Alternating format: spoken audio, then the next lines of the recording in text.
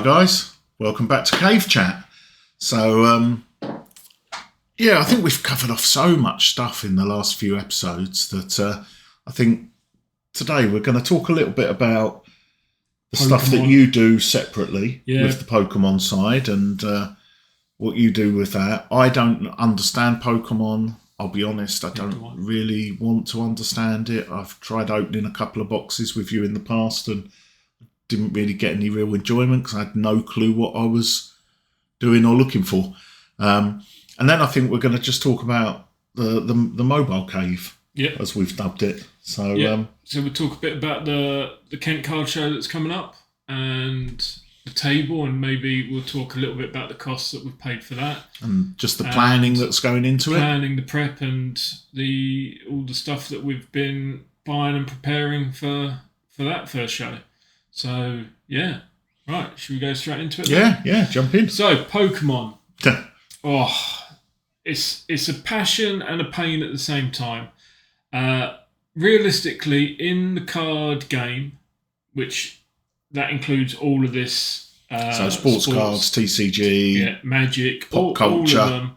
You know, we ventured into the sports to start off with, and we thought, why not throw in a bit of Pokemon to bring in another genre of audience and see if we could help grow the channel through doing that.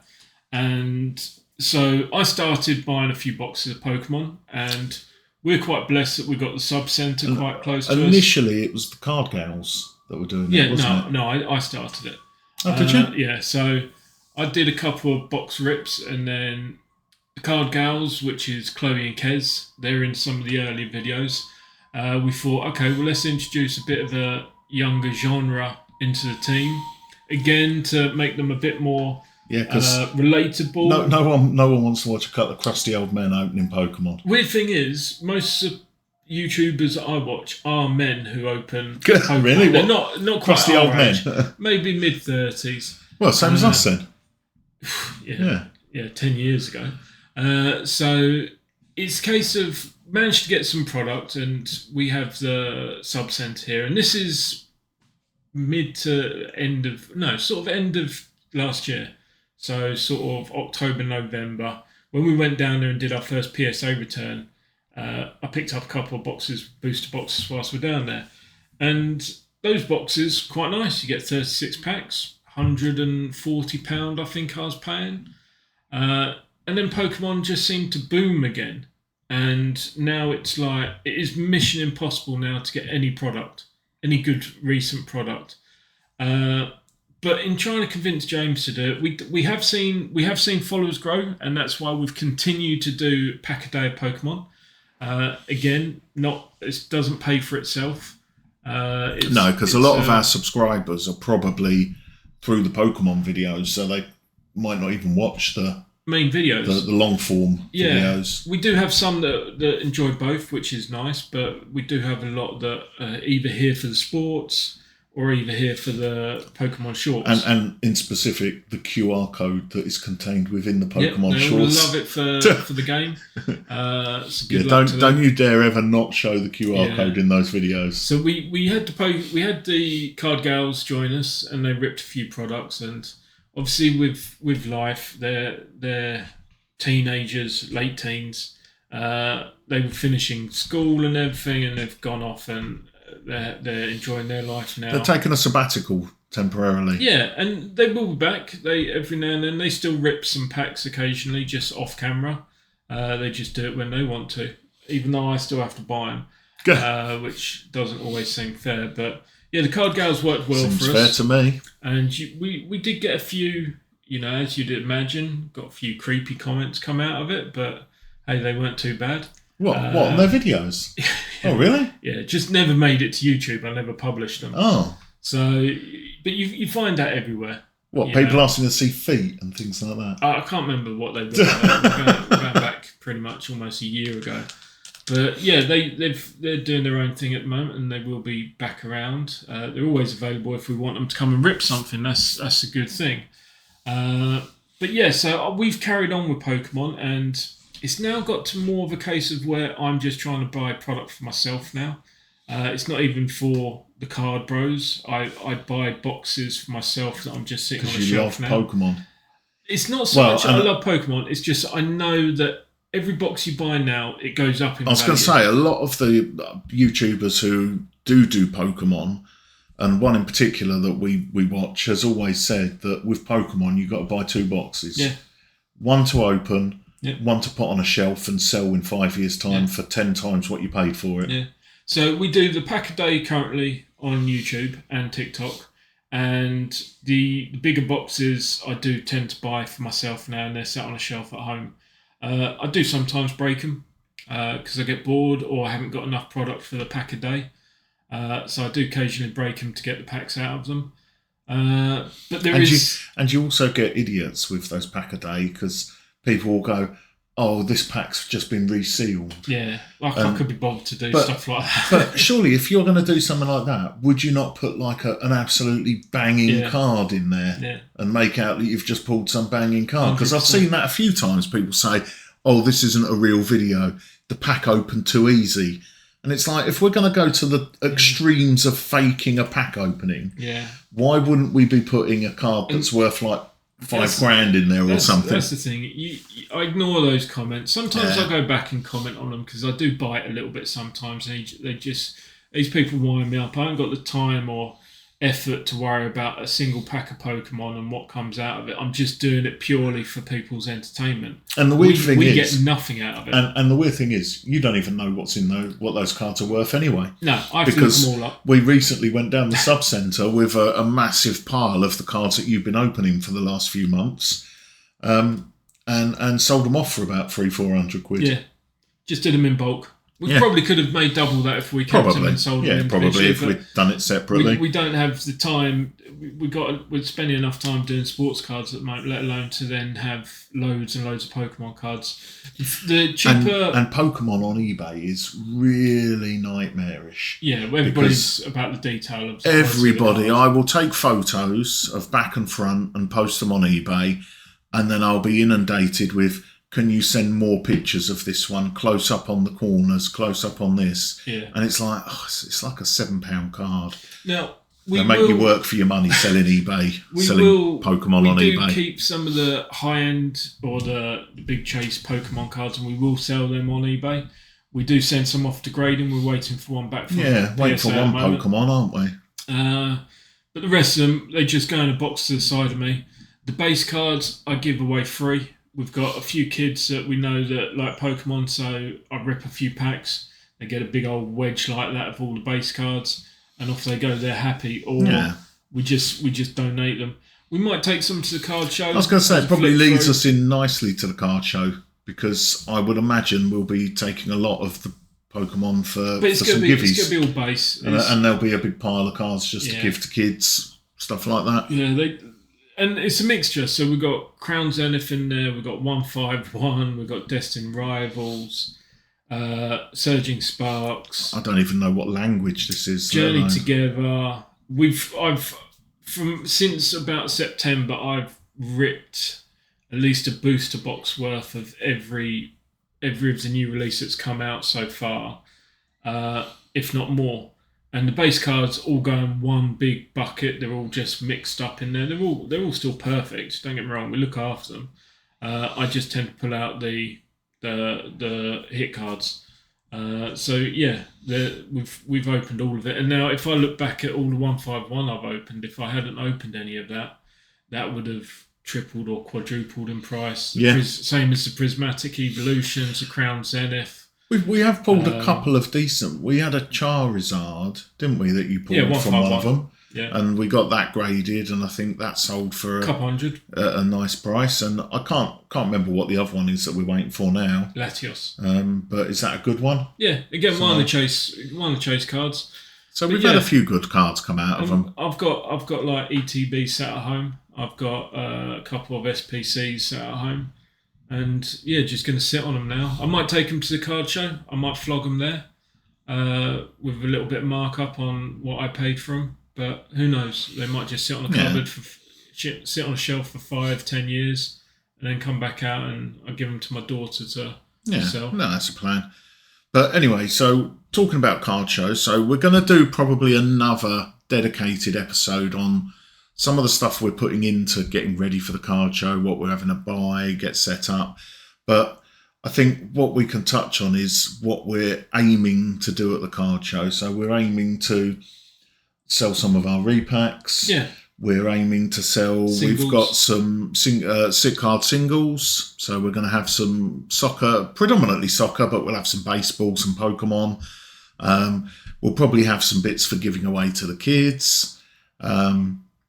We'll probably have some wax or certainly some sealed packs. Sealed packs we're going for this time. I think we're going to have like a little dispenser machine, aren't we, with some packs. Well, it's not a machine; it's a dispenser case. Yeah. Split into different packs. We've definitely got some sealed packs. We're going to have Chrome, various versions of Chrome, including a new one. We're going to have from hobby boxes. Some hobby, some retail to mix the prices up. So obviously the hobby ones are going to be more expensive per pack because you've got chances of getting things.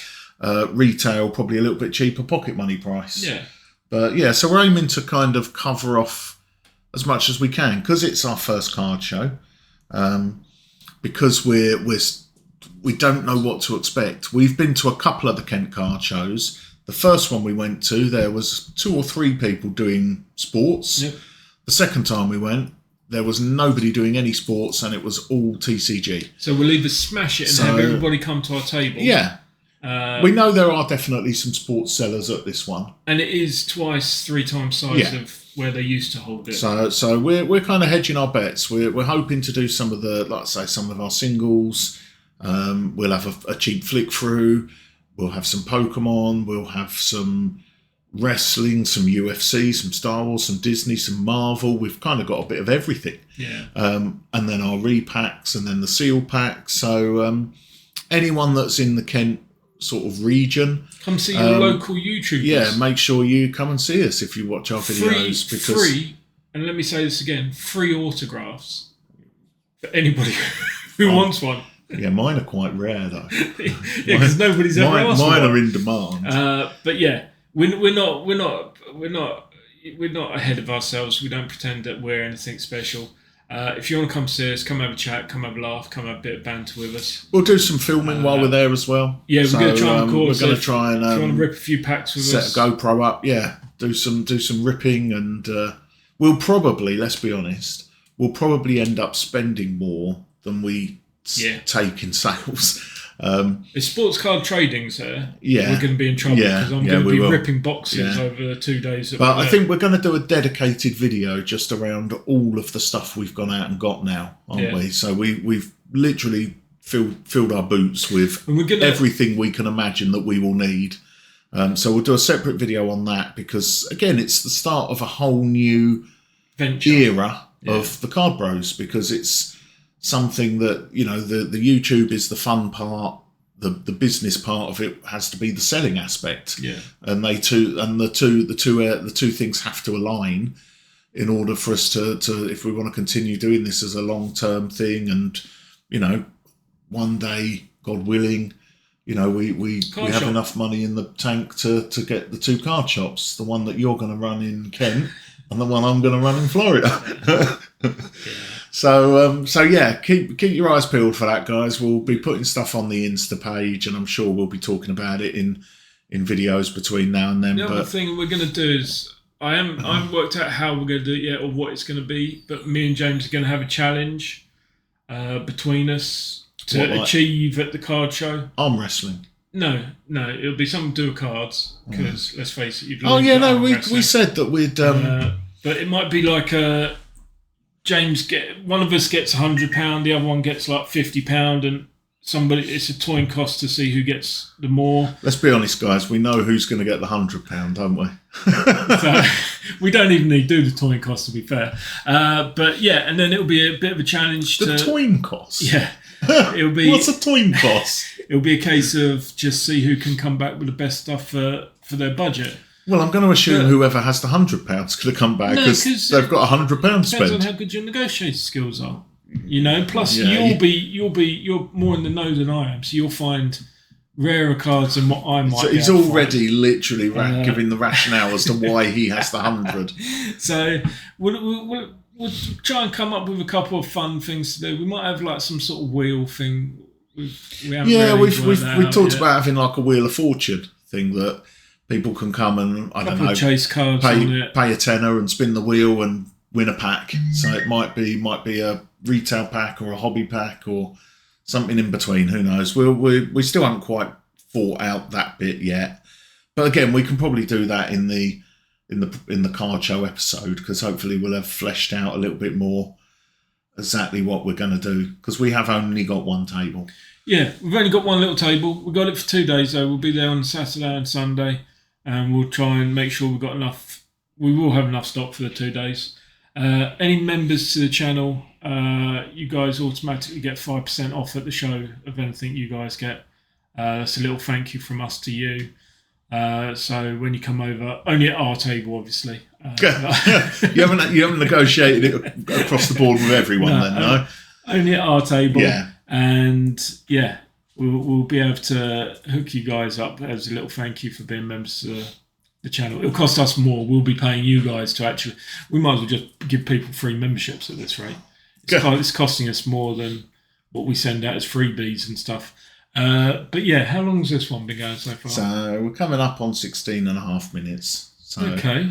That's plenty, because I've still got my question of the day. Oh, then what's the question? So my question for today is, if you could... So this isn't necessarily a sports card. You've got to broaden your horizons on this. If you could own one piece of sporting memorabilia, any piece of sporting memorabilia, what would it be? The World Cup. That's not a piece of memorabilia, is it? That's the World Cup. It's a trophy. Yeah. I'm talking about like a glove that a goalie used in a game, or one of the stumps from an Ashes test. A lot less exciting now, isn't it? The World Cup. You said anything. I want Lewis Hamilton's Ferrari. I don't know then. Okay, well I can go first. Right. I would probably want a boot from Kenny Dalglish, I think. Okay. A match-used boot from Kenny Dalglish. Or a match-used boot for Maradona. Okay, that's both good answers. I would go for Thierry Henry's underpants. The final touchdown when the Bucks won the Super Bowl, thrown by Tom Brady. Signed by Tom Brady. What, the ball? Yeah, the ball. Okay. Yeah, no, that's a good one. So you got it signed as well. Yeah, I want my boots signed. No, you didn't say that. I want mine signed there. Yours, I want it signed and authenticated. Yeah. Yours is just a mouldy boot. Mouldy boot. It was someone threw it in the field. Funnily enough, Kenny Dalglish wore it. Your wish, I can actually fulfill now. So yeah. So as always, guys, let us know in the comments. What would you want? Any piece of sporting memorabilia. Apparently, you can't have the World Cup though. No, that's not sporting memorabilia. That's a trophy. You can have like players' boots, or you can have balls or nets, or you could have the goalpost from the 1966 World Cup final that Jeff Hurst hit the bar. You can have that in your garden, but you can't have the trophy itself. Okay. So yeah, let us know in the comments, guys. All right. As always, before we disappear, don't forget, hit that like and subscribe. Switch your notifications on. Check out the membership tiers. Every penny we earn through YouTube or through selling of any other stuff we do through our eBay page or whatnot goes back into the channel. So check the description and you'll see links to most everything we do with regards to socials and selling. Yep. And as always, we will catch you on the next one, guys. Cheers, everyone. So take care. Bye-bye.